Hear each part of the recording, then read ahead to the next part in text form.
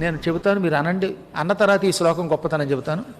చెప్పండి. సర్వదా క్రియతాం యత్నః సీతాం అధిగమిష్యత పక్షలాభో మమాయం వహ సిద్ధి ప్రత్యయకారకః.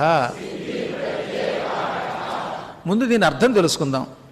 మీరంతా కష్టపడి సీతని వెతకండి. అన్ని రకములుగా మీ ప్రయత్నం మీరు చెయ్యండి. సీత కోసం మీ ప్రయత్నాలన్నీ చెయ్యండి. సీతని చూచి తీరుతారు. సీతాం అధిగమిష్యత అంటే సీత యొక్క జాడ తెలుస్తుంది. మీరు సీతని పట్టుకోగలుగుతారు. కారణం, నాకు ఇవాళ పక్షలాభ, రెక్కలు వచ్చాయి. మమ అయం పక్షలాభ, నాకు ఈ రెక్కల లాభం అనే లాభం కలిగింది. ఎందుకు కలిగింది? మీకు సీత గురించి చెప్పాను గనక.